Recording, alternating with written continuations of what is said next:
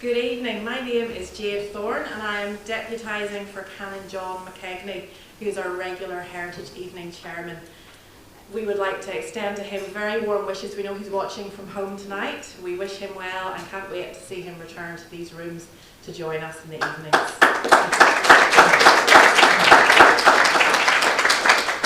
I'm really excited to welcome you to this, our fifth in a series of 6 Heritage Evenings this year. Whether you're watching tonight from this room or near or far, I think we have Canada and Dublin already being mentioned this evening. You're all very welcome and we thank you for your attendance. This evening is a rerun of the programme we planned for March 2020. Little did we know then what the effect COVID would have on our lives.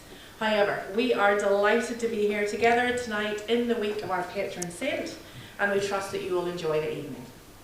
Our programme is a Miscellany of Local Culture, and we would like to welcome our contributors, Marie McAleese, Colin Urwin, Magee, Laura Finlay, Alice Rohdich, the Byrne girls, Brenda Semple, Arwen Fagen and Kate Murphy. Thank you very much for we do have a very full programme to get through, John, I know. And without further ado, I will invite Kate Murphy to introduce the programme of events.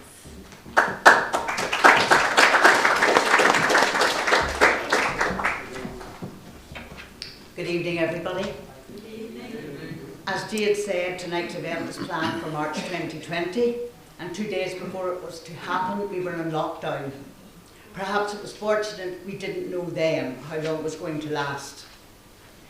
Tonight, I am privileged to introduce you first to Colin Urwin.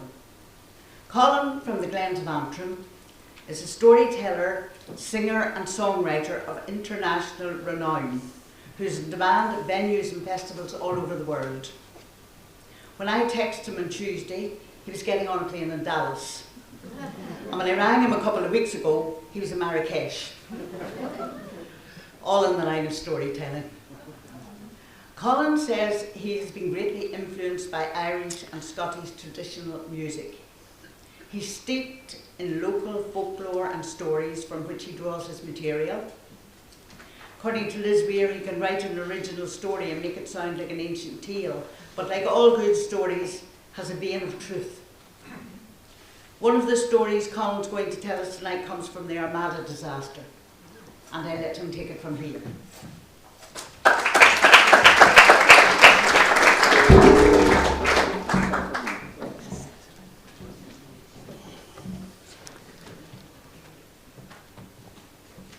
Thank you very much, ladies and gentlemen. I am very pleased and privileged to be here. I was sorely tempted to stay in Texas for their St. Patrick's celebrations, but I knew you had this gig and many others to come over the next few days. So tempted as I was, here I am, and I will be talking a wee bit about the Spanish Armada ship, the Girona. I'm sure you all know about it. But I'm going to tell you from a slightly different angle later. But first of all, I love to tell folk tales, and very occasionally I tell little. In America, it's all personal, not all, but almost all personal tales and family stories. And I tell very, very few of them. I mean, I just like to tell the folk tales, but I do like to introduce my mother and other relatives sometimes. And my mother, God rest her, is no longer with us. She lived till she was 95. And when I was in America, they were they're very enthusiastic, shall we say. Their glass is always half full, overflowing even, I would say. But I was explaining to him, it's not like that in the Glens of Antrim. They're a wee bit more reserved, dare I say it, glass half empty sometimes. And I was telling them a couple of wee anecdotes about my mother. She came from a big family. There was 10 of them. And all the girls of that family were all very long-lived. And they all lived into their 90s. And my mother, she lived until she was 95, just past 2 or 3 years ago. But she had one sister, and she lived till she was 100. And on her 100th birthday, they were having a little party for her. And I took my mother to this party. It was just cake and tea and nothing more exuberant than that, I assure you. But anyway, we had a lovely day, and 6 months later, my poor Aunt Etta passed away at the age of 100 and a half. And so I took my mother to the funeral. She was the last remaining member of that family, and they wanted her at the graveside. It was a cold, wet, windy day, a bit like what it is tonight. And I was able to take her right up to the graveside in the car. We did what we had to do, and we're coming away. We're going to the Bun Worry. You've all been to them, you know, in the local hotel for the tea and the cake and the yarns. And so I drive my mother down there. She's looking out the window of the car, and she's away off somewhere. And I says, "Where are you, Mother?" She said, "I'm just thinking about Ella." And I says, "And what about her?" She didn't get long, did she? And I says, "Mother, she lived till she was over 100. How long do you want to live?" And I always teased her about the glass half empty thing, and I could see the shoulders starting to go up and down. And she says, "I don't mean that," she says. "I mean, she didn't get long after her 100th birthday." One other wee thing I told them, taking her to one of her many hospital appointments. She lived on her own, no home helps or anything, right up until the end. But of course, things were creaking and groaning a wee bit towards the end, and I was taking her up to the hospital one time, and she said this, and this is as true as I stand here. She says, "You know, if I'd have known I was going to live this long, I'd have taken better care of myself." But I want to introduce you to another relative of mine. My name's Colin Urwin, but my full name is Colin Brady Urwin. And I want to introduce you to a great-great-great-great-grandfather of mine, a man called Mark Brady. He came from County Cavan, as far away from the sea as you can get. But he ran away from home, and he ended up in Belfast. From Belfast, he went to Liverpool, and from there he sailed all around the world. Before he was 18 years old, he had been around the world twice and seen both ends, as they say. And I want to tell you a wee story about him. Come all ye bold sailor lads who have rounded Cape Horn. Pull up those sails, lads, all tattered and torn. Our captain has told us, and I hope he says true, that there's plenty of sperm whale on the coast of Peru.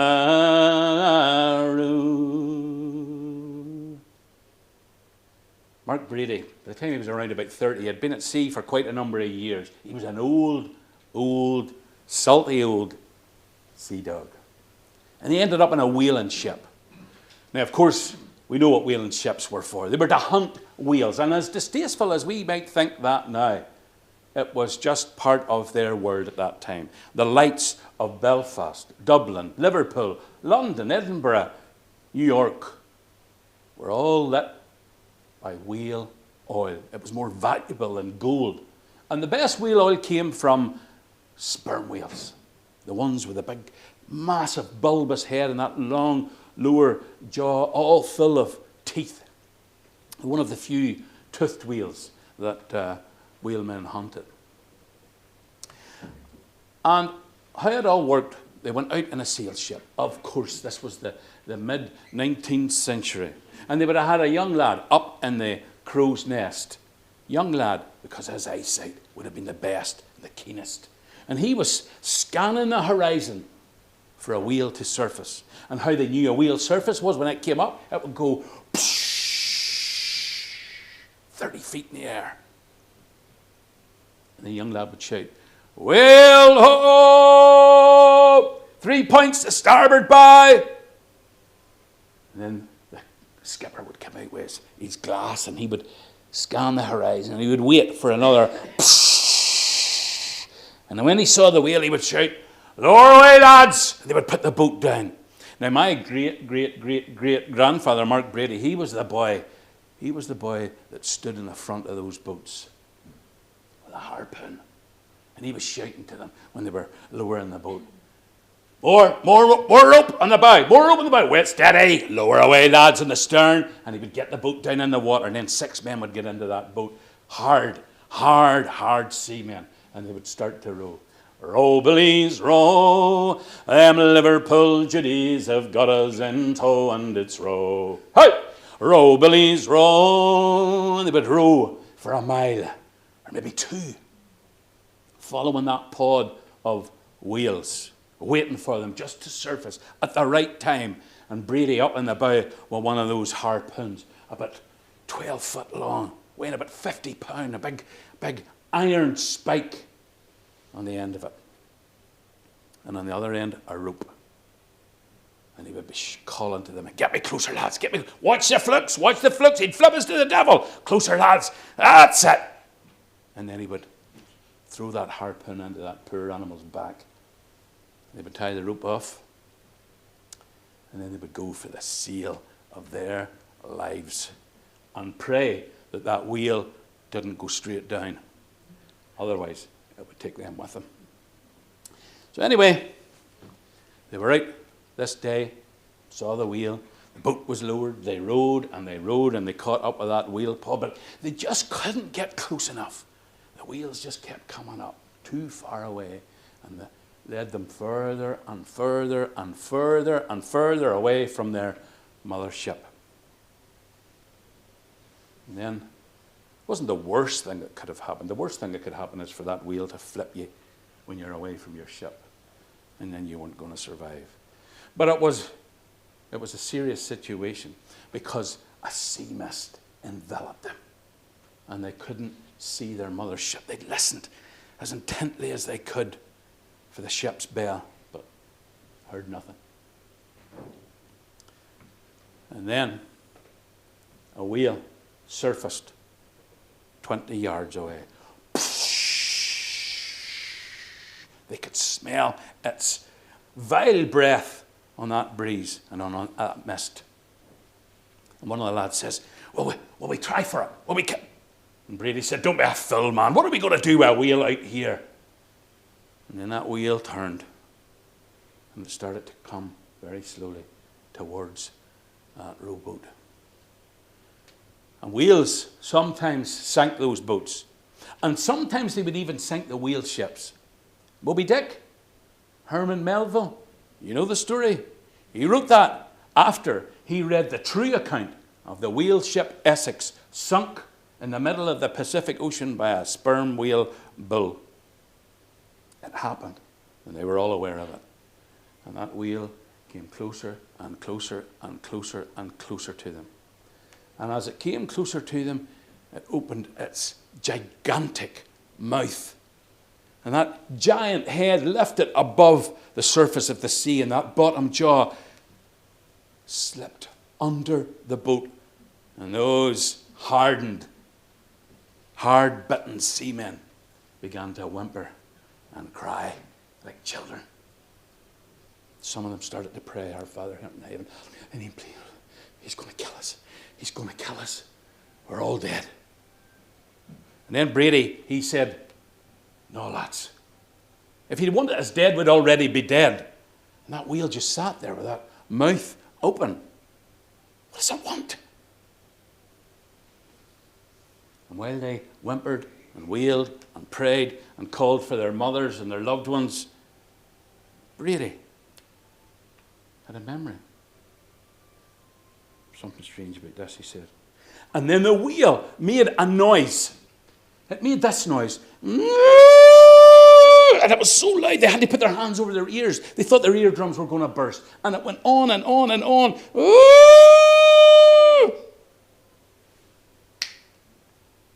Brady remembered when he was a wee lad lying at one end of the wee thatched cottage, his mother and father in a cot up the other end. And he was lying in bed. And his father shouted, "What's wrong with you, boy?" "That's the toothache. I've got the toothache, da." He couldn't listen to it anymore. He lit a candle and brought that young boy out, Mark Brady, to the table, 10 years of age. And he tied a piece of thread onto his tooth. He tied the other end to the door. Did you ever do this? There's a lady laughing at. She's had her teeth pulled like this here. And he slammed that door, ah! Pulled that tooth out. And it was agony. But then the toothache was gone. And they all got a night's sleep. And that wheel made that noise again. Ooh! And they had their hands over their ears. He said, lads, I'm telling you, this thing wants our help us get the toothache. Are you mad, man? I'm telling you. He said, feel round that thing's mouth until you get the right tooth. And then men got up, stood up in that boat, and they felt round that giant mouth. And then one of them touched a tooth in that wheel and went, ooh! He said, that's the one. And they picked up a piece of twine from the stern of that boat. They tied it onto that tooth. They tied it onto the stern post. He said, right, lads, row for your lives. Row, bullies, row. And they rowed. And they rowed for all they were worth. And that rope paid out until they were 30 yards away from that wheel. And that rope went tight. And ping! The tooth flew through the air and landed in the bottom of their boat. And that wheel just turned around in the water. And as it was turning round, all those men in that whaleboat swore blind that that wheel done this.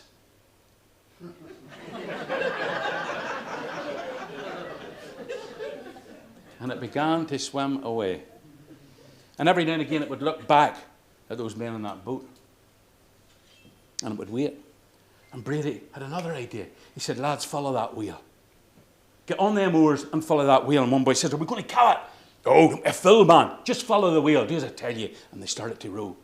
And they followed that wheel for half a mile. And eventually, the mist parted. And there, not half a mile away, they saw their mother's ship. And that wheel dived and disappeared. And then men rowed towards their ship. They'd been gone for hours. And when they climbed up onto the side of the ship, the captain was there. Where's the wheel? Did you kill a wheel? Where is it? No, he says. And they told the story. And all them men stood around the deck of that ship. And their faces were like yours. They didn't believe a word of it. Then Brady had another idea. He remembered that wheel's tooth was lying in the bottom of the boat. And he ran down and he got it. And he brought it up and he showed the captain. And all them men, he says, there's the proof. I pulled that whale's tooth out of a sperm whale's mouth not an hour ago. Now, if any of you ever get the chance to visit my house, you come in the front door and there's a sea chest sitting. It's covered by an old blanket.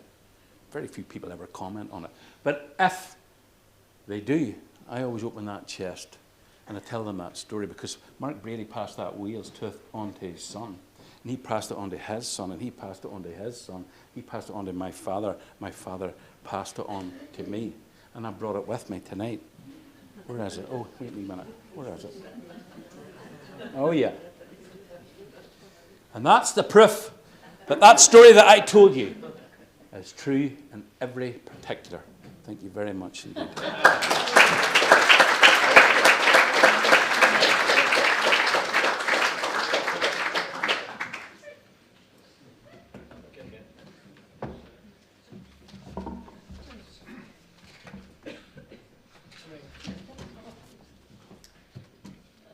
Out of costume and makeup, we'll hardly recognise our next speaker, our local well-known pantomime dame, Ian Magee. And while we know and wish him well in his vital daytime work, we welcome him tonight as chairperson of Portrush Theatre Company. And he's going to tell us something about pantomime in Portrush. And I might add that even Dame Twanky, is that her name? Even Dame Twanky can sometimes be surprised. Ian Magee.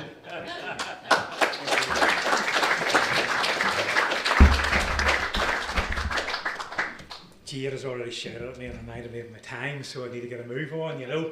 I was going to say to Colin there, what was that sound the wheel made again?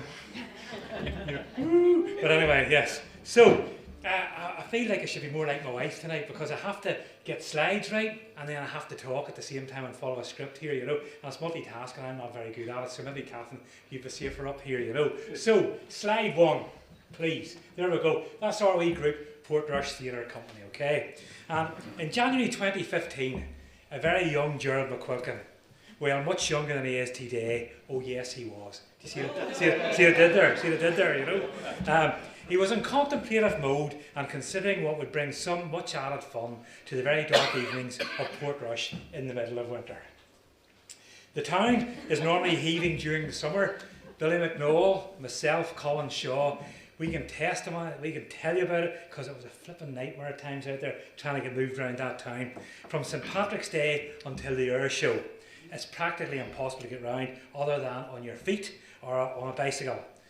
But the winter months, as you all know, is in such contrast because you can talk around the town, you can walk around the town and not see another soul. It can be quite a lonely place, and that was one of the key motivational things that we were thinking about whenever we set it up. Number 3, please. It was then that Gerald cast his mind back to what used to keep him entertained in the town as he was growing up, and he realised with a smile on his face that there used to be pantomimes, lavish productions put on by Ballywillan Drama Group, occasions when people pulled out their best bib and tucker.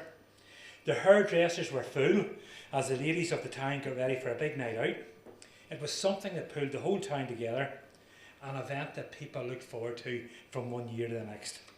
The last panto, and this is unbelievable, had been a production of Aladdin in 1995. You know, Maggie, you'd remember that. I'm too young to remember now. Some 20 years before. And then the decision had been announced by Brian Logan in his annual letter entitled The Future Melodic and Bright, that work would begin immediately on the planning for a major musical in January 1996, which was Oliver. And I know that's a later one because I see a couple of people, but what's the next slide as well? I think that was one of the original ones. That was, you see Lana Bart's Oliver and all over there, and souvenir brochure of £1. And we all know what a tremendous success that move was for the group. So the idea of the return of pantomime began to take root, and in February 2015, Gerald, utilising the social media platforms, put out a notification of interest, asking those who would be keen to be part of a new theatre company doing only pantomime to come to Holy Trinity Parochial Rooms on the 5th of February 2015 at 8 p.m. He did not have much hope for the new enterprise because in the intervening days, very little was said to him, and he believed that there wasn't much interest in being showing and bringing a new panto. He tells me that whenever he arrived at the hall on the appointed date and time, that you could nearly have knocked him over with a feather because there were some 60 people awaiting him, all with different skills and abilities, and all mad keen to bring panto back to Portrush. I remember being at it, I went down to it, and the place was absolutely bunged. So an ad hoc committee was set up with one aim in mind: select a director, put some sort of committee in place, get a panto decided for next year, January 2016, select a cast, find a band, suitable location, and then use every tool we could possibly find in order to have as big an audience as possible. And that's why I'm glad you're here, because you interviewed me and all about this, you know, and I remember that, and I hope my father hasn't been annoying you too much, but that's another story. This may seem like a simple enough task, but as I'm sure you can imagine, with a group of people, many of whom did not know each other, with very limited experience, we just learned as we went along, making mistake after mistake, but very quickly learning lessons and progressing to the next one. What's this NODA? What was that about insurance? Sure, why would we need that? Who has booked the town hall? Who has booked the town hall? Is the bloody town hall booked or not? Book it for the next 5 years. And I noticed, see the police car going down there? I thought that was very good, you know. Whenever I looked at the photograph, I couldn't believe it. They'll actually leave the station and do something. That's beside the point. Yeah. Book it for the next 5 years or as far in advance as we can. And so it went on. But I must tell you that one of the greatest pressures that was upon us was that of the ghosts of the past. We fully realised that we were standing on the shoulders of giants, people who had paved the way for us, and we could not let them down. If the panto was not up to standard, it would not go on, and our first director, Andy Porter, had this first and foremost in his thinking. We were very fortunate in that we had a very young Andy Byrne in the company. That's Andy getting his makeup put on by O'Hara Logan. And this meant that his father, Rohdich, a superb chap, an all-round top guy, and author of a fantastic book that has been of great assistance to me, Look Behind You, 50 Years of Ballywillan Drama Group, was always in the wings. He was everywhere and footering about, because that's all I could say, with something or another. His close friend, confident and fellow reprobate, Arwen Fagen, followed always closely by Magee. And the next one, was likewise in close proximity, up to no good, but just imagine the experience and expertise that these two characters brought with them. Fadge has been a great help to me as I have tried to perfect the role of Dame. He's very good at this. It's so nice to get out in women's clothing as opposed to just sitting in the house all the time. Slide 13. Both have been able to provide illustrations of how others such as Rossie Duke did it, a character for whom the wardrobe mistress had to put a pocket for his cigarettes in every costume, who had carried on even when his false teeth fell out, and provided a crate of Guinness, much to the dismay of the venerable Archdeacon, and had the good grace to keep it hidden so as not to cause the clergy any further offence.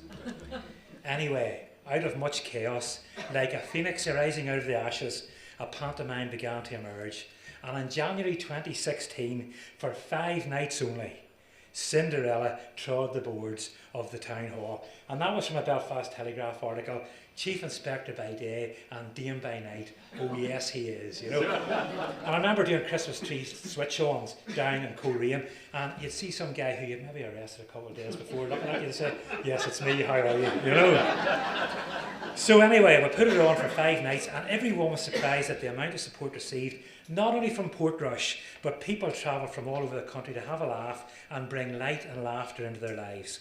It was a complete and resounding success. Such was the demand that the decision was made to have 8 shows as opposed to the original 5, and this is kept under a constant review. A proper committee was then formed with myself in the chair, and Andy Byrne led us forward, and Dick Whittington in 2017, Alibaba 2018, The Wizard of Oz 2019, and Puss in Boots in 2020. It should be said at this stage that you never lose it. Rodney Byrne was back on stage in The Wizard of Oz. He may never have lost it, but he could never remember his words, bringing much merriment to both cast and audience alike. It was hilarious. It has been a great success, and on the last occasion we sold out a week before the 8 show run began. To cater for all abilities demands, something that is very important to all members of the theatre group, an autism-friendly evening was scheduled the Wednesday night of the second week, where parents of autistic kids can bring them along for free, relax, and let the children do their thing without fear of embarrassment or judgment. This has led to a couple of funny incidents, one of which I was standing on the stage delivering my lines, only to have a young person come on stage, pull my dress before informing me that I was really a man. And sure wasn't I in a school last week delivering a talk about road safety. COVID put the brakes on, and in the 3 years that the show could not and indeed should not have gone on, the momentum suffered to a degree, but we got back underway in January 2023 with Aladdin, with new enthusiasm and many new members, young people who had come through what I term to be the youth system. This is critical to our future. We must have the youth, and we work extremely hard to get them interested, excited, and into some really, really good roles. There was concern that people would not come out and support, but once again, we were not let down and houses were full. This was a show that had the flight of the magic carpet around the port. It's not on there, don't put that thing on, it didn't come up. But again, with many of the community joining in, those poor menopausal mermaids who were so cold, yes, that they thought of changing the name to the Blue Tits or the Frozen Badgers. Archie, that's for older people, not for you. It was a superb success and a very fortuitous meeting between Andy Byrne and a certain high-profile actor in the braid section at the local Maxwell garage meant that for once the Dame was struck dumb on the last night of the show by the appearance of Mr. James Nesbitt. Do I know you? No, but you want to, and I want to get to know you, because I tell you what, I think you could be access to lovely men for me. I tell you what, there's people here, been here a couple of times, and James E. Nesbitt still hasn't showed his dick. He can't be live stream it, and I love him, want to just be with him, but he never turned up, so he did. So when you see him, make sure you tell him, will you see you in this club, and will you tell him I'm looking for him, will you? That's brilliant, thank you.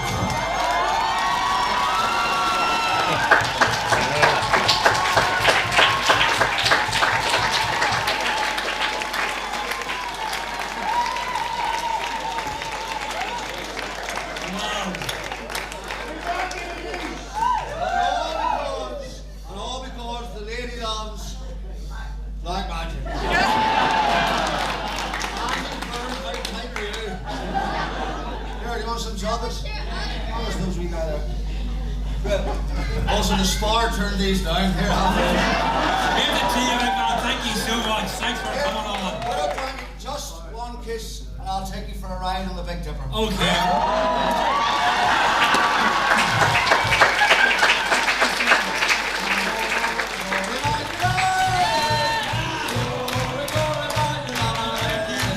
You know, he wasn't, and that was the ride round thing. He wasn't talking so much whenever Liverpool beat them 7-0, but that's beside the point. You know, I honestly had no idea that he was coming, but what was more concerning was that my wife had known for some 10 days, and I'm left wondering what other secrets does she have with Andy Byrne. Yeah. So this resulted in interviews at both regional and national level, and I had to tell Tony Livesey on BBC 5 Drive what your bake was. You know, in fact, BBC ANI coverage received some 450,000 likes.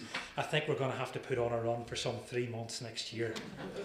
Going forwards, with the help of the likes of Bertha Huey, the brilliant wardrobe mistress, Yvonne King, John Moore, myriad of other extremely talented volunteers, not forgetting our sponsors and most of all the audiences, we hope to bring back the glory of the previous years and create a major buzz in the Triangle area. I would dearly love to see the members of the orchestra bedecked in black tie, similar to the likes of Noel Campbell on drums, Jim McNichol fiddle, Miss Woodrow Anna on piano, Crofton Dalzell on piano, and Freddie Rohdich on whatever instrument he pleased. What a sense of occasion and crack that this would create. However, this will be at the discretion of the director, and is the hope at the moment that the formidable Brenda Semple, as she was called by Naga on BBC Breakfast, will carry on as director, having given a clear demonstration in Aladdin that she is more than capable of doing a top-notch job. Yeah. And the panto will go from strength to strength, achieving our stated aim of bringing joy, light and laughter to the North Coast for many years to come.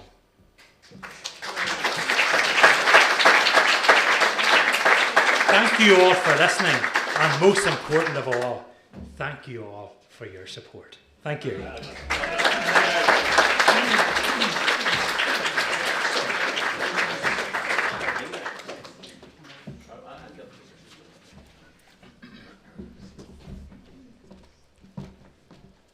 As presenter of Your Place and Mine, Marie McAleese needs no introduction from me.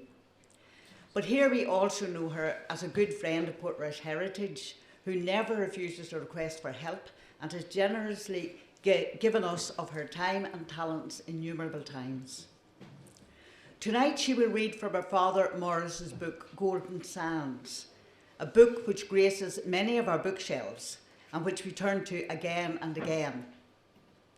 It is meticulously researched, packed full of information and quirky anecdotes, and the beautiful poetic prose draws us to where wind-rippled sand conceals the footprints of time and tide. Today you can't drive or walk through Portrush without seeing the many changes taking place. Last month, and in the newsletter, we were treated to a look at a plan drawn up in 1943 by Mr. Charles Kelly, town planner for Portrush. His report made 80 recommendations showing how the town might develop. It didn't in that way. Tonight, with the help of her father's book, Anne-Marie will take us back further on a magical mystery tour through Portrush as it was on any day in the summer season in 1913. Anne-Marie.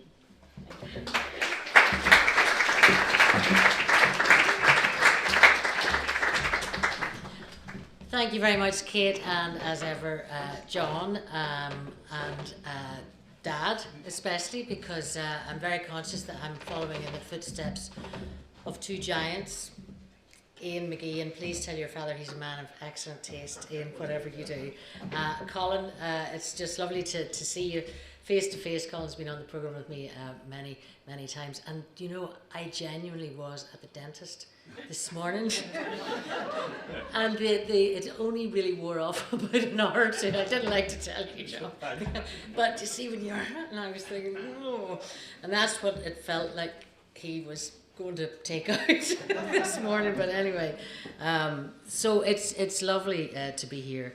It really is, and a special hello to Canon John McKegley, who sent me a quick text just before I left the house, actually. So we wish you all the very best, John, as ever. I'm delighted that I have a secret weapon with me tonight. because to withstand the power of the giants.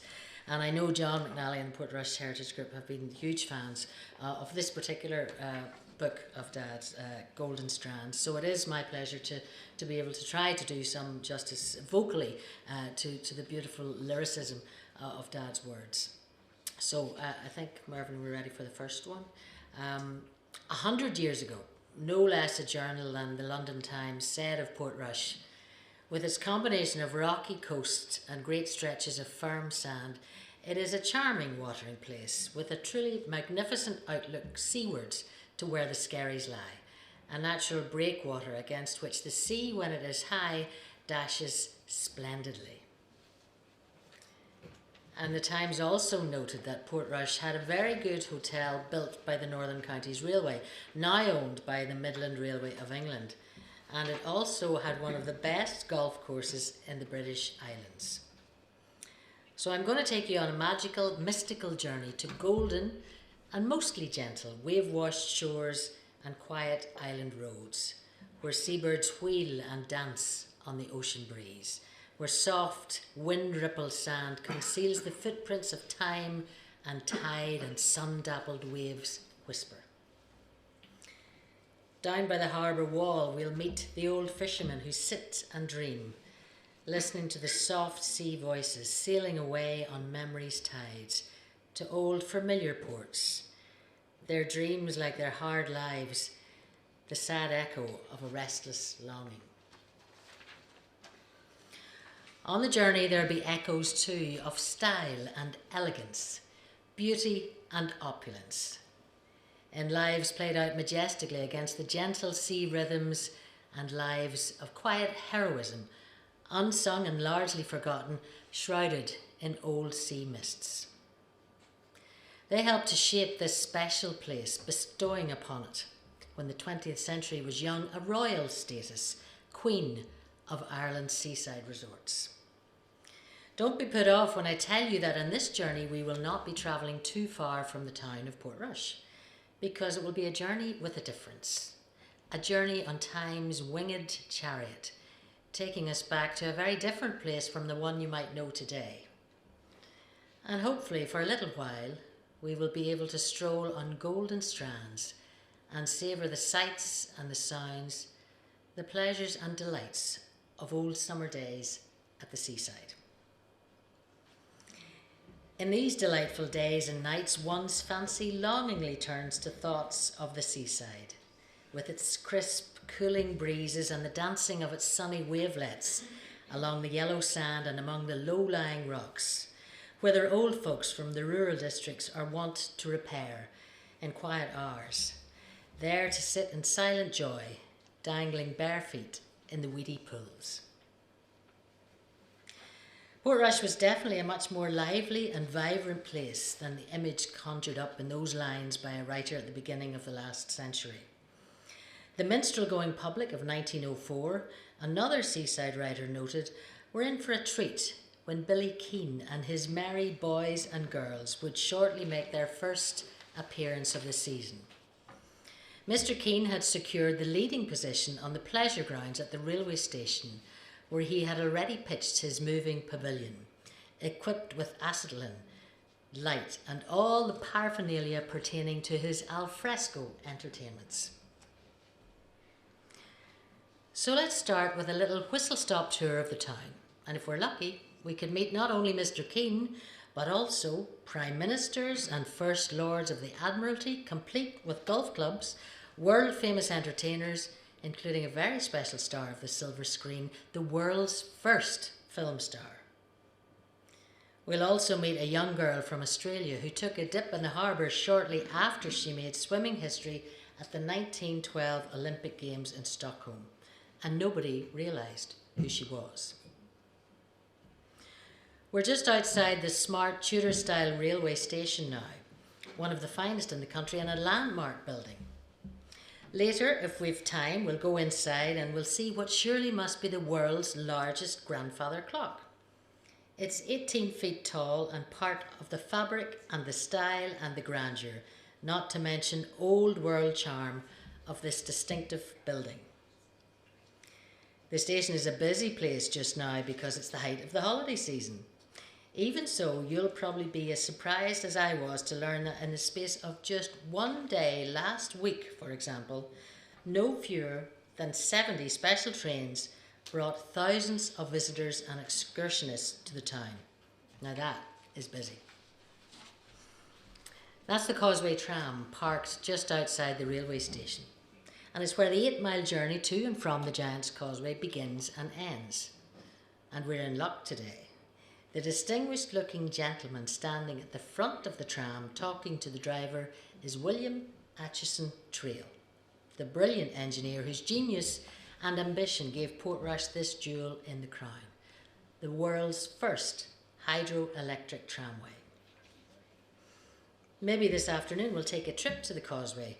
The journey usually takes about 40 minutes. For now though, we'll head down Kerr Street towards the harbour, another busy hub of activity throughout the summer months, mainly due to the daylight passenger steamship service between Portrush and Ardrossan.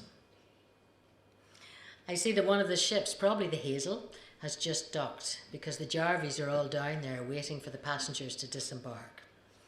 There are a few motor cars or taxis as well, although it's a bit more expensive to travel in them. It is amazing to think that the Hazel can carry upwards of 1,000 passengers, and at this time of the year she always seems to have a full complement.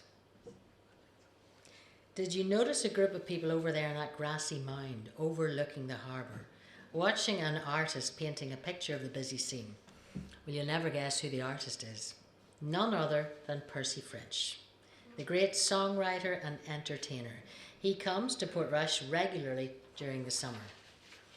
Now, most people, of course, know that he wrote the famous song, The Mountains of Mourne, and many, many others, but not many people realise that as well as a songwriter, he's also a very accomplished artist. Most likely, he'll be appearing at the Picture Palace, providing entertainment during intervals between the film shows. And incidentally, the Picture Palace is housed in the town hall, that big red brick building opposite the railway station. We passed it on the way down to the harbour, and we also passed the pavilion near the railway station, a really popular venue for dancing, skating and variety shows. And it also has a picture house. It contains 3 large halls, in fact each capable of accommodating 1,000 people. Remarkable, isn't it? We've encountered Percy French today in Portrush.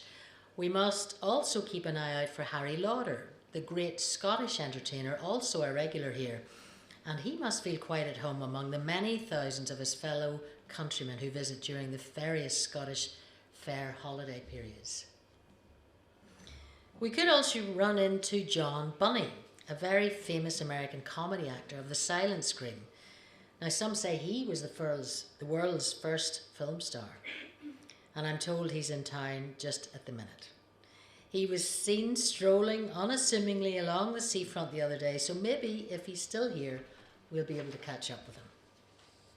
And by the way, watch out for the water cart because you might get a bit of a soaking. Water from the horse-drawn cart is sprayed on the streets regularly, particularly if it's a little bit windy, to keep down the blowing sand and dust. And if you happen to be in the way, the water they use is drawn from the sea, so there's no danger of a shortage. We're coming to the lower end of Main Street now in the Lansdowne area, and as you can see there's quite a lot of activity going on here too. If Portrush had a casino, I suppose it might be located somewhere in this part of the town. Instead, it has the next best or worst thing, gambling tables set up on the street and in other open spaces. The roulette table seems to be the most popular. Not all of the townspeople are happy about the gambling tables because occasionally there are disturbances. But I suppose if you're on holiday, a little flutter now and again seems harmless enough. And now we've arrived at Lansdowne. That building right on the edge of the sea is the Lifeboat House. As you know, Portrush has a proud tradition as a lifeboat station, and the launching of the lifeboat is a spectacle well worth seeing. In the summer it's launched regularly as a fundraising exercise, so hopefully we'll be able to attend one of these in the next day or two. Next to the lifeboat station is a small Portrush harbour where some of the local fishermen operate boat trips to the Scary Islands, just a couple of miles out. If the weather is good and the sea is calm enough, it's possible to disembark, and many trippers spend a pleasant time having a picnic there. From the shore it doesn't seem possible because of the sloping nature of the rocks, but there you go. One of the boatmen told me that the local fire brigade once held their annual sports day on the Skerries.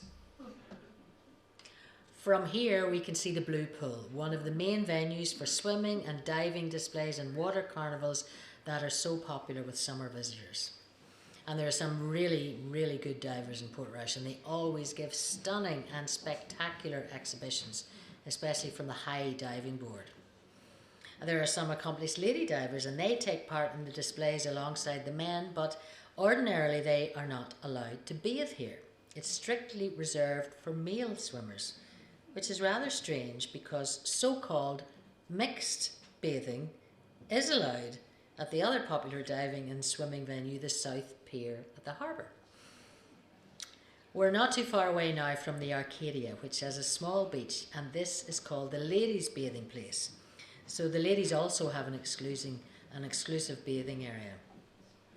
That nice building overlooking the beach is the Arcadia Cafe, and it's here each summer that Madame Levante and her ladies' band entertain customers and put on special concerts.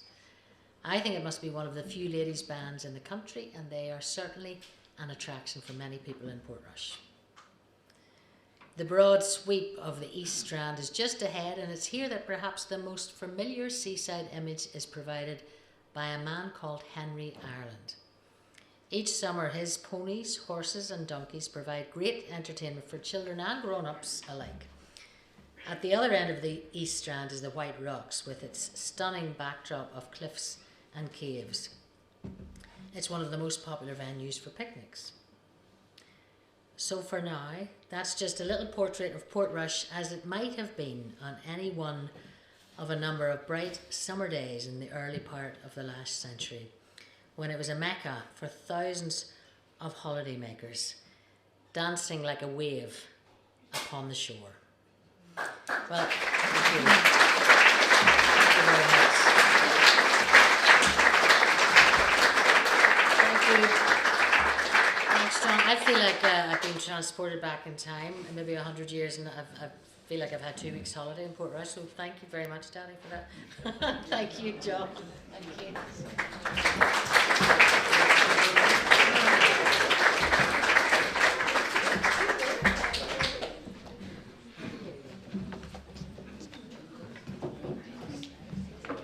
Just two of you.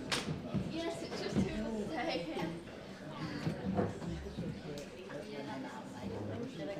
Oh, well, yes, we will. Yes. And now we have two of the very talented Byrne family. This is Beatrice and Henry. Ollie couldn't be here tonight, but they played for us before, and they get better all the time. Tonight they're going to play a selection of traditional airs, and after that, Colin has another story for us. Hello everybody, today we're going to play, well first of all we'll play a set.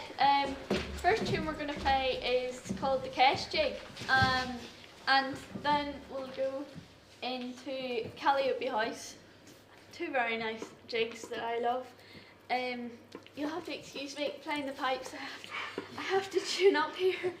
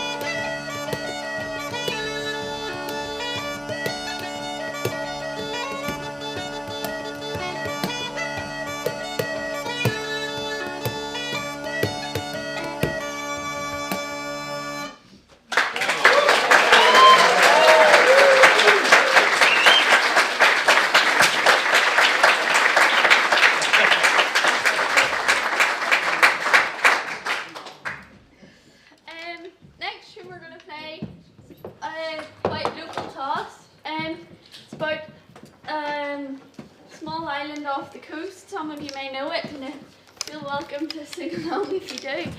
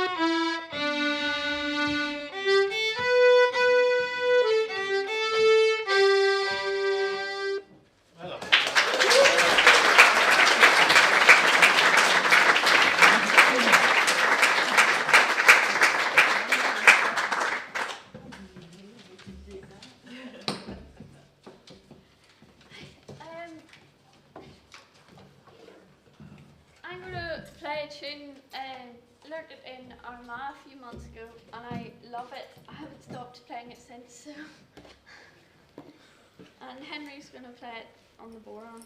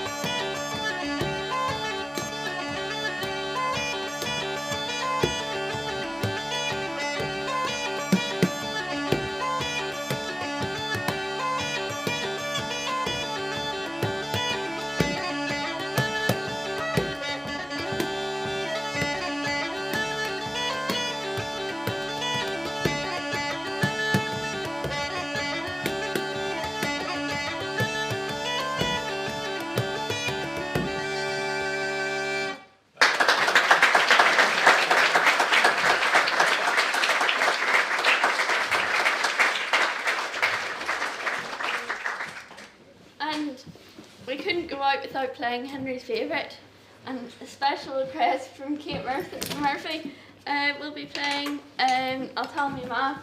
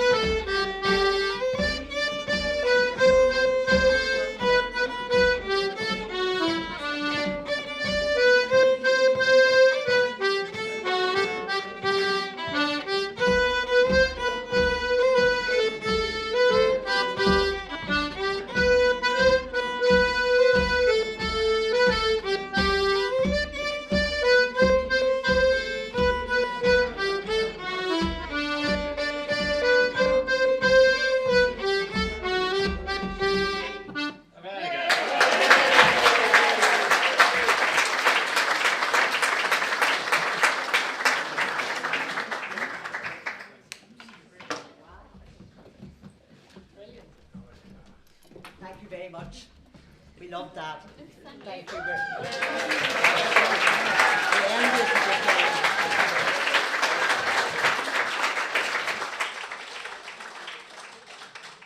And now Colin's going to tell us another story.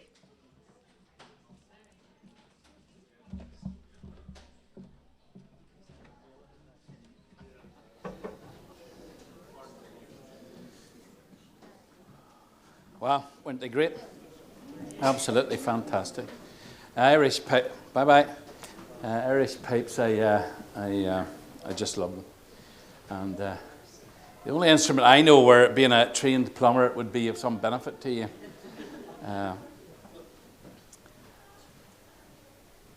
Fabulous they were. Thank you very much. Well, I've been asked to tell you a little bit of a story. This has developed into a show. And some of you may have been at Port Ballantrae for the launch of the artwork commemorating the loss of the Girona. Were any of you there? With the Ulster Orchestra? And, yeah, a couple. Well, I did that was the first run out of that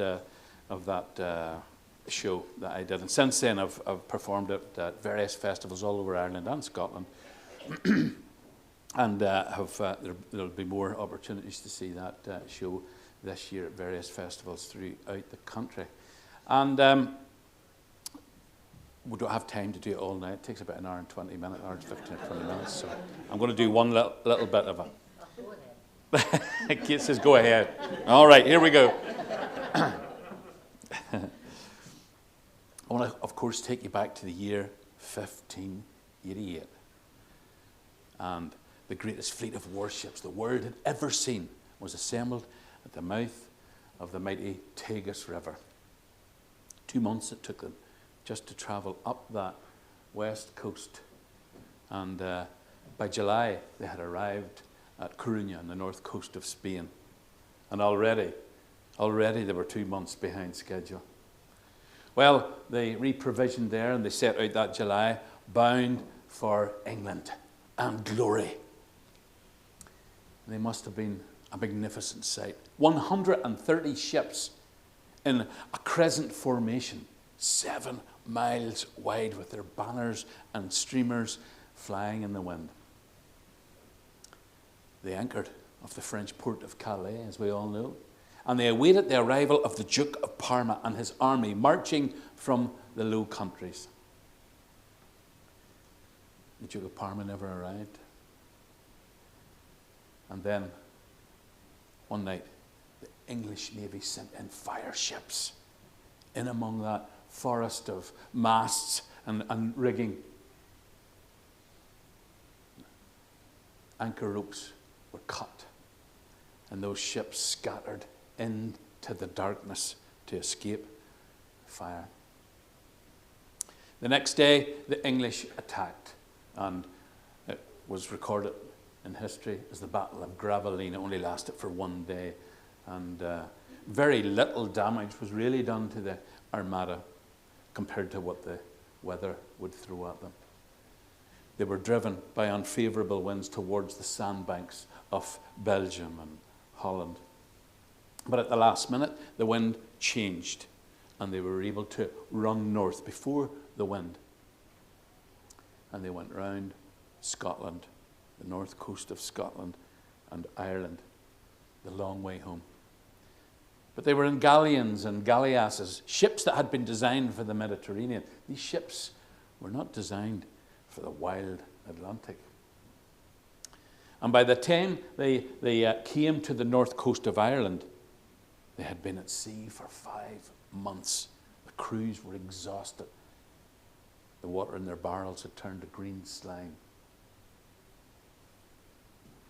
They had been warned, stay away from the coast of Ireland. It is a wild and treacherous place. But by the time they reached Donegal, already 30 ships had succumbed to the wild Atlantic. Those men had no choice but to make landfall. And many of them, thousands of them, survived the ordeal of being shipwrecked, only to be put to the sword, bludgeoned to death, or hung by Irish clansmen under the instruction of their English governors. It's one of the bloodiest and most shameful episodes in Ireland's long and bloody history. But one little ship, the Girona, a galleass, half galleon, half galley, went into Donegal Bay. And with the help of a local chieftain, McSweeney Banach, they were able to make repairs. And this little ship had been designed to carry 500 men a short distance. But the crews of 2 other stricken vessels heard about her, and they came to seek sanctuary aboard this little ship. And on the 25th of October, 1588, when the galleass La Girona set sail out of Donegal Bay, there were 1,300 men aboard her. She didn't go south the way all the other ships had gone. They decided that they would never make Spain that way. They went north to sail around the unfamiliar and treacherous north coast of Ireland in the hope of making Scotland, where they expected to find a warmer welcome than some of their countrymen had done further down the west coast of Ireland. On the 26th of October, they were travelling east along the north coast, and they caught their first glimpse of Rathlin Island, and beyond that, the Mull of Kintyre. Their spirits must have soared. But just as the sun was going down, a storm blew up, hurricane-force winds. And that little ship with 1,300 men was driven onto the rocks at, of course, the Giant's Causeway, a place called Lacara Point. Lacara is an old Irish word that means long, flat stone. And when the Girona hit Lacara Point, her back broke in two, and 1,300 men went into that wild, raging sea. 5 men, we are told, survived. The body of one young sailor drifted around the coast and was washed up on a beautiful sandy bay near to where I live, at a place called Ballygally. I'm sure many of you will know where that is.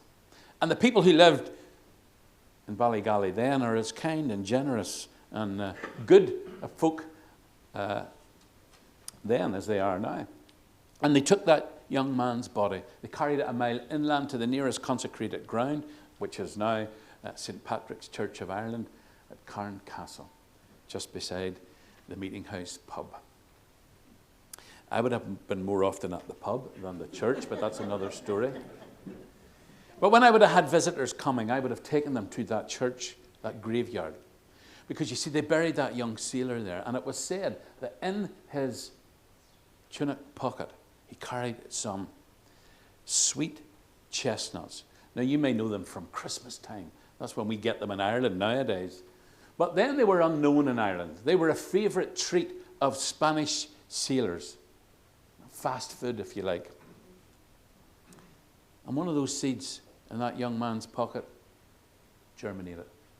And from it grew a mighty sweet Spanish chestnut tree, a species not native to Ireland.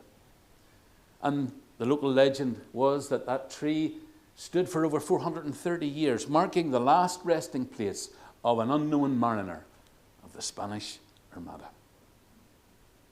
That was until the year 2020, when one June night, that tree simply toppled over from old age.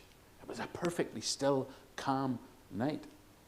And the whole process was captured on the cameras, the CCTV cameras of the church. It just fell over. And I was very saddened to hear, I heard that the next morning, and everyone round about was saddened to hear that, because we loved that tree. It was known as the Spanish Armada tree, and the visitors who came loved to hear that story and see this magnificent tree right in the centre of the graveyard. Well, I was contacted that morning and I was asked, had I heard the news? I said I had, and they said, well, are you going to write something, a song or a story or something? And I said that I probably would, and I set to work that day. I worked all day, all through the night, the next night, trying to think of something to write. And I thought to myself, that tree had a heart, maybe even a soul. But if it had a voice, what would it say? And this is what I think it might have said. 431 years ago, almost to the day, I was washed up on the sandy shore of Ballygally Bay in the pocket of a sailor fighting for the Spanish king against the cruel weather and the English Virgin Queen. The poor sailor was drowned at sea and never got to taste my sweet chestnut flesh, but I did not go to waste. I survived that wretched journey from the sunny land of Spain and found myself in Ireland, starved by cold and rain. And here I might have died myself, shriveled in my skin. But they buried that poor sailor and me along with him. I shivered in that cold, wet ground so far away from home, praying for the sun to warm the fertile peaty loam. Next spring, I put my head up. I never felt so brave, but I was greeted by a wind that was colder than the grave. Oh, how I longed for my homeland of oranges and heat, where the olive groves are fragrant and all the chestnuts sweet. But here I grew, undisturbed, despite the Irish weather. My roots consumed the flesh and bones and boots of Spanish leather, of my unwitting sailor friend, unworldly and unlearned, who thought he would consume me. Oh, how the tables turned. I have seen many things in my long life. Who hasn't, I suppose? For every question answered, 100 more were posed. From this quiet graveyard, I have seen wars and famine rage. The foolishness and greed of man is etched on every page. I suppose I should be grateful. It was man's foolishness brought me here. But so far away from my homeland, the price I paid was dear. Alone I stood, without the hope that ever there might be a sapling growing somewhere from seed passed on by me. I am not a common conker tree that Irish children climb. I am a sweet Spanish chestnut, estranged from my own kind.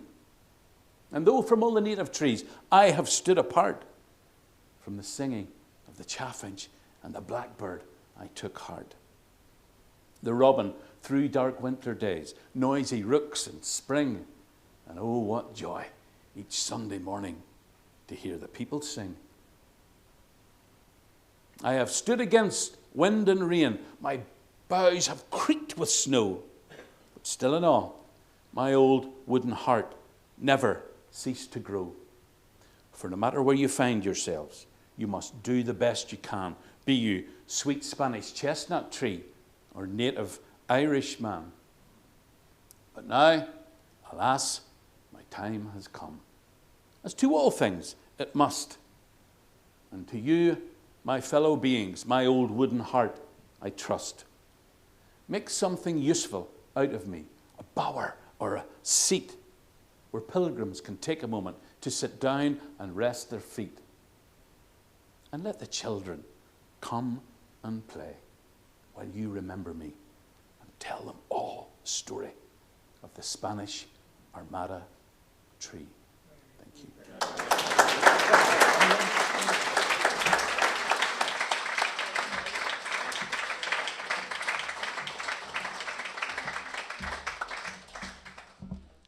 Thank you, Colin. That was lovely. At this point, we have a couple of poems. I thought we had another singer for us tonight, but I think Arwen hasn't got here. No? Okay. So at this point, we have a couple of poems and a prose piece from Portrush writers. We'll go with this and then after that. Okay, we'll see the timing. Okay.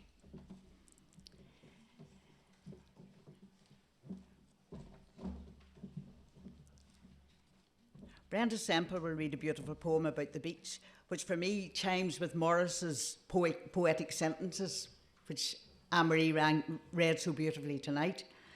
And incidentally, they were both from Causeway Street. And Alice tells of a time before we knew about cholesterol. And Bernie Taylor's poem about dancing reminds me, and maybe some of you, about how fit I once was. Alas. So,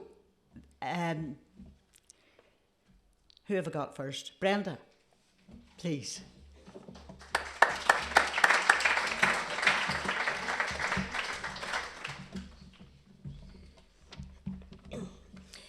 If you come from Portrush, you will be aware of the competition and affection between the beautiful beaches surrounding our hometown.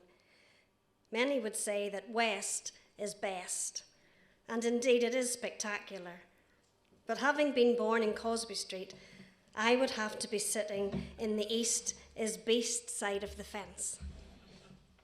This short poem was written one night in Portrush Writers, where our prompt was to visualise ourselves in our special place. So here it is. This is the beach. This is the beach where I stood on the shore, barefooted in white cotton pants.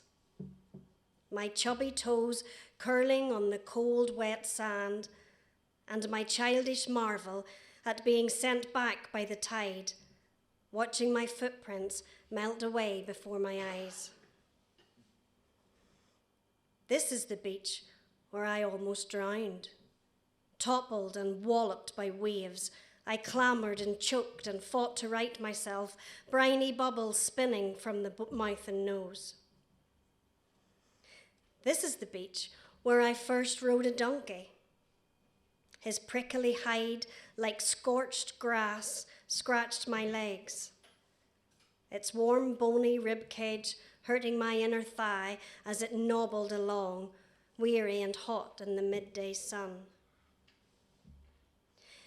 This is the beach where I stole my first kiss, salty and sweet and over too soon. The cold of his cheek lingered on mine as we held awkward hands on the quiet walk home. This is the beach where I stare at the sea, that angry beast that brawls with the shore, humpback and gnarling, spitting and swearing at the swooping gulls. And when it's spent, This is the beach where I awe at the beauty of its glassy coat, unwrinkled and clear, white-tipped fingers caressing the shore by way of an apology. This is the beach where I come to unwind, tell my worries to the waves, and share my secrets in the tide.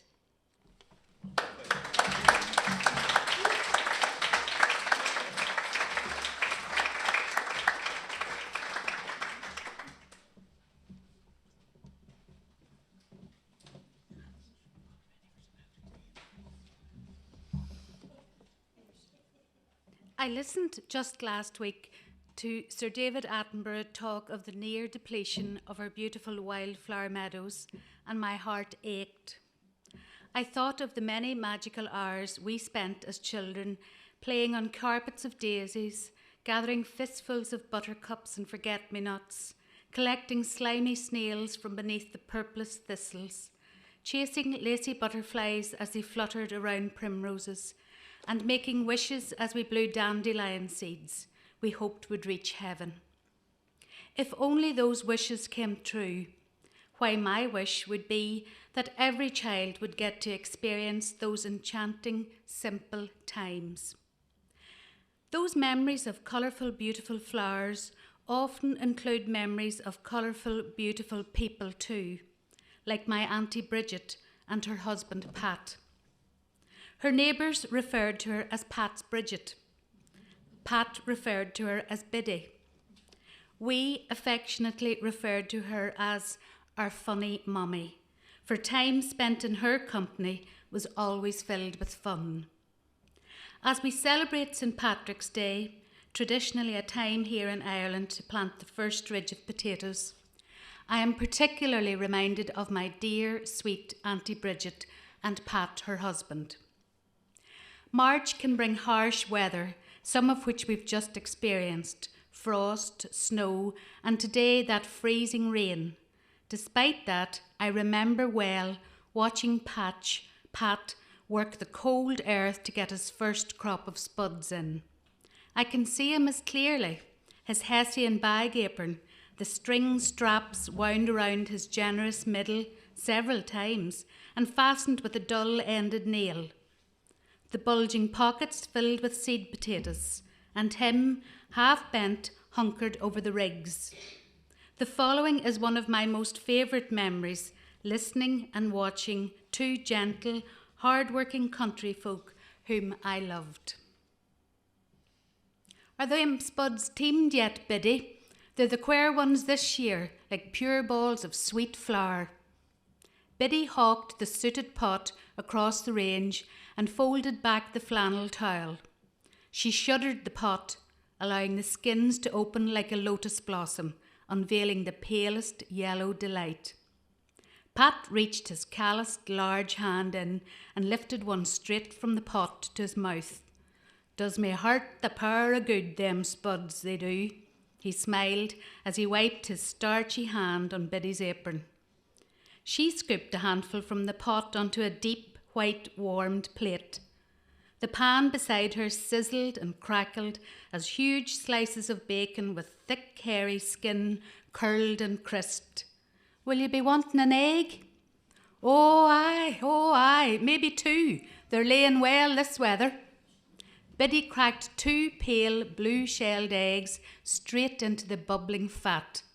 They spat back at her, their white lacy collars now brown and crusty with the heat, their deep orange yolks spilling like burning lava when she scraped them from the pan and tossed them half over the spuds and the bacon.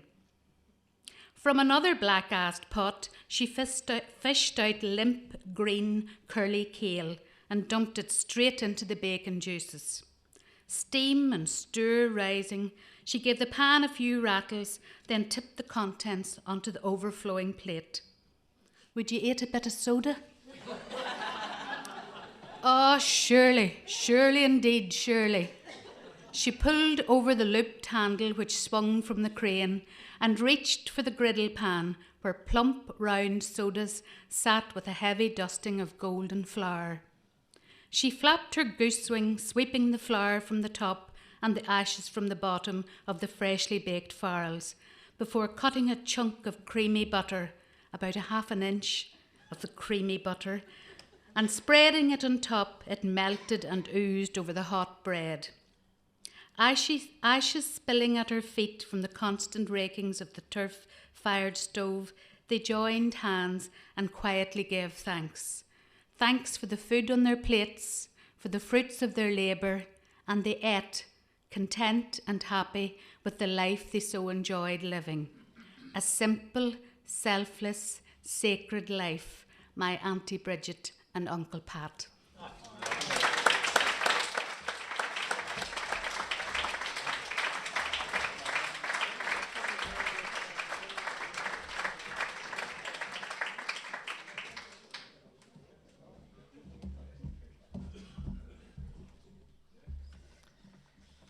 This is a poem I wrote a couple of years ago called Let's Dance. No matter the time or the place, given the chance, as far back as I remember, I loved to dance. Waltzing to the blue Danube, atop Daddy's toes, giggling and gliding, swung high and swung low. 1, 2, 3, 1, 2, 3, counting us out. It's my turn, my sisters would shout. Watching in awe as he took Mum to the floor for foxtrots and quick steps and tangos galore. The needle would jump, but he took it in his stride, lost in the music with the true love of his life. But he'd turn on his heel at top of the pops on TV. You call that cat screeching music? It's way beyond me. 34 years gone now. Isn't that how it goes? Now it's my grandchildren's turn to dance on my toes. Soon I progressed to the jigs, reels and hornpipes, to the fiddles, the boron and the Ilian pipes, to the Cayleys and Hoolies in St. Patrick's Hall, and the set dances at the Gaeltacht in Donegal, and the priest, ever conscious of raging hormones, would patrol the dance floor for signs of lowering the tone. Then the big ridge ballroom beckoned. Oh, we had a ball as we jived to the Indians, Big Tom, Brian Call. The pace was non-stop as we spun each other around and joined Philomena on the blanket on the ground. Our swing frocks ballooned over white ankle socks, the more daring through their knickers at Dicky Rock. We paired off to the toilet to tidy our curls, and we danced round our handbags, a gaggle of girls. Old habits die hard as the handbags stay nesting in the circle of old aunts at our niece's wedding. I peaked in my 20s, northern soul in my belly. I will never forget our nights out at Kelly's. Donna's summer, I feel love kept me on my feet. So did Bowie and Mick Jagger's dancing in the street. I felt a free spirit, uninhibited, untamed. This was me, unabashed, true persona reclaimed.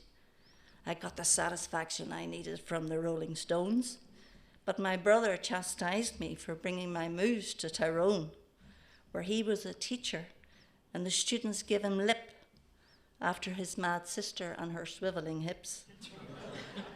I would torment and tease to Ian Jury's rhythm stick, head bang with Sid Vicious and Undertone's teenage kicks. Still a private dancer, always dancing for myself, I cared not a jot if I was left on the shelf. Now the dance to the dance floor has more relish and rhythm than the dance on the dance floor, less vigour, less vim. But I still dance in the rain. I don't need a floor filler. I'm always in the mood for a swing with Glenn Miller. I can dance a good zombie to Michael Jackson's Thriller, and my feet can't stay still to Mr. Brightside and the Killers. You might think I'd hang up my shoes in COVID lockdown, but this dancing queen is still wearing her crown. Now I skip, dip, and bop atop ocean waves, adrenaline pumping as at any old rave. Eminem asked if you had only one shot, one chance, I would seize the moment and dance.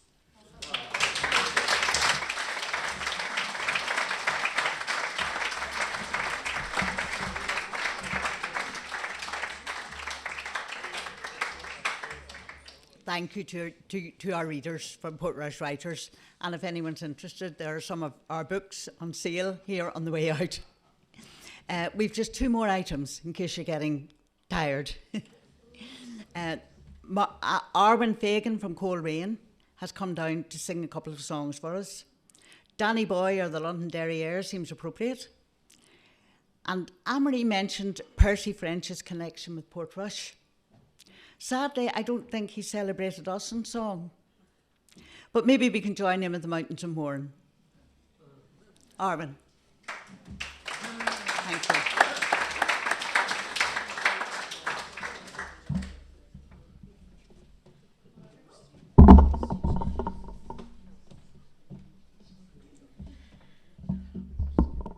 So we'll start off a little bit sad, but we'll get happier.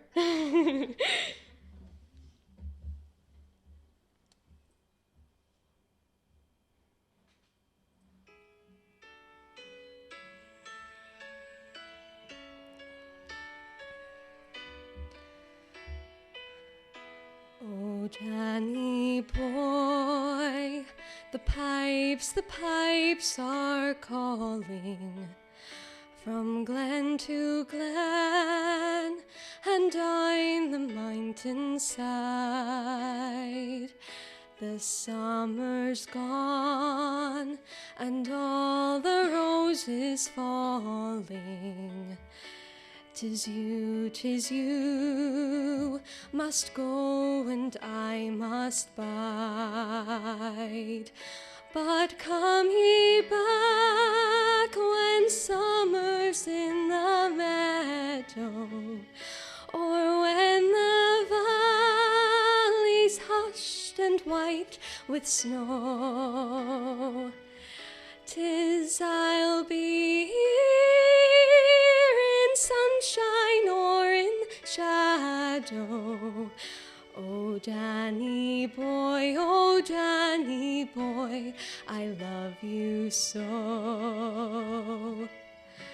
But when ye come and all the flowers are dying, if I am dead, as dead I well may be, you'll come and find the place where I am lying, and kneel and say an Ave there for me. And I will hear, though soft you tread above me, and all my grave shall warmer, sweeter be. And you will bend and tell me that you love me, and I shall sleep in peace until you come to me. And I shall sleep in peace until you come to me.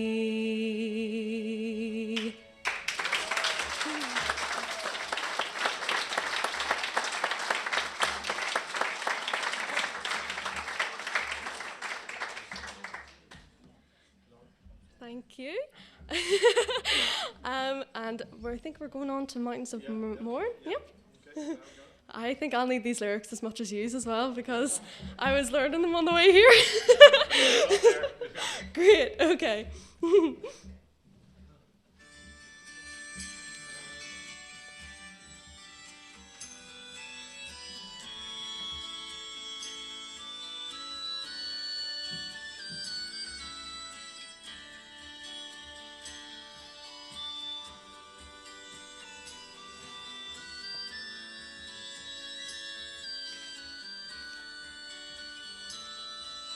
Oh Mary, this London's a wonderful sight, with the people here working by day and by night. They don't sow potatoes, nor barley, nor wheat, but there's gangs of them digging for gold in the street. Ooh. At least that's what I was told. So I just took a hand at this digging for gold. But for all that I find there, I might as well be where the mountains of morn sweep down to the sea. You remember young Peter O'Loughlin, of course. Well, he's over, he's here at the head of the force. I met him today, I was crossing the Strand, and he stopped the whole street with a wave of his hand. And there we stood talking of days that are gone, while the whole population of London looked on. But for all these great powers, he's wishful like me, to be back where the dark morn sweeps down to the sea. There's beautiful girls here, oh never you mind, with beautiful ships nature never designed, and lovely complexions all roses and cream. But O'Loughlin remarked with regards to the same, that if at those roses you venture to sip, the colours might all come away on your lip. So I'll wait for the wild rose who's waiting for me, where the mountains of morn sweep down to the sea. Thank you.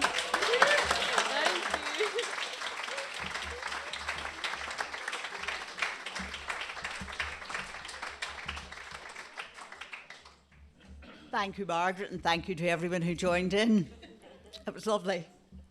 And before I hand back to Jade to draw the raffle, Laura Finlay will close the evening for us with her beautiful flute music. She also has played for us before. And I think tonight, am I right, Laura? I think she's going to play the Titanic theme. Am I right, or was it another one? What are you going to play, Laura? Okay, that would be lovely.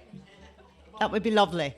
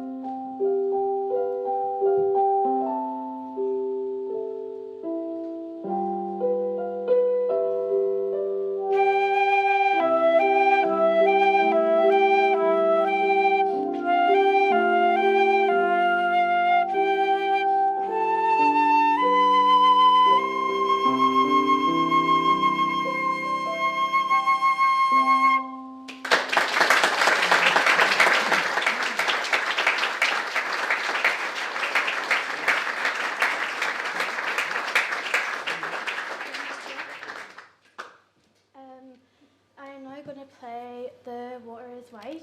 Yeah.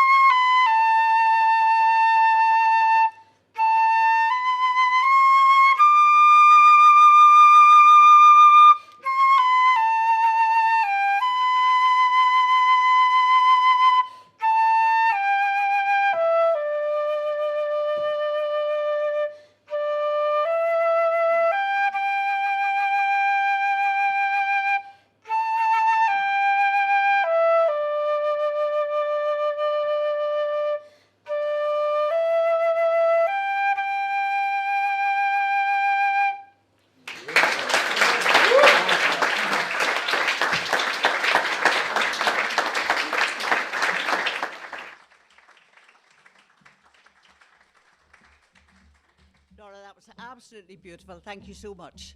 And I hope you've all enjoyed the evening, because I feel I could stay for another hour. Jade's going to take us through the ballot now, and thank you very much.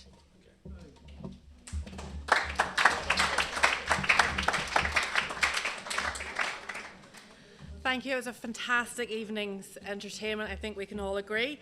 I just have a couple of announcements to make to wind up the evening for us. Our last Heritage Evening in this series, on the 19th of April, we will have a talk by Rachel Garrett from the Causeway Coast Heritage Trust on their uncharted histories of the Causeway Coast project, and Colin Dunlop, a marine heritage advisor from Deira, will also talk about the Devereux shipwreck at the White Rocks. We would like to thank Natasha Garrett, please, the manager of the Portrush Atlantic Hotel, for the use of these excellent facilities. They have amazing staff here, and we thoroughly recommend a visit. All that remains for me this evening is to thank again our cast of many. We've had Marie McAleese, Colin Urwin, Ian Magee, Laura Finlay, Alice Rohdich, the Byrne Family, Brenda Semple, Arwen Fagen, and also Kate Murphy for her wonderful work in bringing together tonight's programme. Well done. I'd also like to thank Mervyn and Stuart, who have worked very hard this evening, keeping track of everyone, making sure we can hear everything. Thank you very much for all your hard work. But most of all of this would have absolutely no purpose at all if it wasn't for our audience, and we thank you very much for your support. We would like to wish you a safe journey home, or if you're already at home and you're watching our live stream, off to bed, pyjamas on, and we wish you all the best until we meet again on the 19th of April. In the meantime, happy St. Patrick's Day, everybody. Have a great evening.